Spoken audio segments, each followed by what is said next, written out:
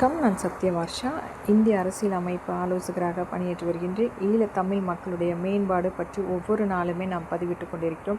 ஈழத்தமிழ் சொந்தங்களே, உங்களுடைய விடுதலை என்பர் அருகாமையில் உள்ளது. அனைத்து இந்திய அண்ணா திராவிட முன்னேற்றக் கழகத்தில் தேர்தல் அறிக்கையாக ஈழத்தமிழ் மக்களுடைய இரட்டை குடியுரிமை சட்டம் கொண்டு வருவதாக மிக அங்கீகாரமாக சான்றளித்துள்ளார்கள். அனைத்து இந்திய அண்ணா திராவிட முன்னேற்றக் கழகம் ஆட்சி அமைக்கும்போது இது முழுமையாக உங்களுக்குரிய சுதந்திரம் கண்டிப்பாக கிடைக்கும். நீங்களும் அனைத்து மக்களைப் போல சுதந்திரமாக வாழ்வதற்குரிய அங்கீகாரிப்பு கொண்டு வந்து தரப்படும். அனைத்திலுமே நீங்களும் சேர்ந்து தேர்தலுக்குரிய வாக்களிப்பது, அனைத்து வகையான அடையாள அட்டை அனைத்துமே உங்களுக்கு கிடைக்கக்கூடிய நாள் அருகாமையில் உள்ளது. இன்றைக்கும் நம்மளுடைய அனைத்து இந்திய அண்ணா திராவிட முன்னேற்றக் கழகம்தான் கச்சத்தீவை மீட்டெடுக்கப்பட வேண்டும் என்பதற்குரிய வலியுறுத்தல் ஒவ்வொரு முறையுமே சான்றளித்து கொண்டிருக்கிறது.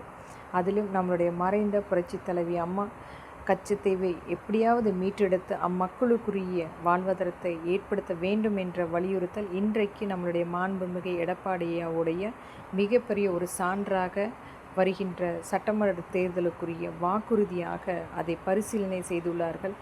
என்றைக்காவது அந்த கச்சத்தீவை மீட்டெடுத்து அம்மக்களுக்குரிய வாழ்வாதாரத்தை ஏற்படுத்த வேண்டும் என்பதே அனைத்து இந்திய அண்ணா திராவிட முன்னேற்றக் கழகத்தின் கொள்கையாக நாம் இங்கு பதிவிடுகின்றோம். நன்றி மக்களே.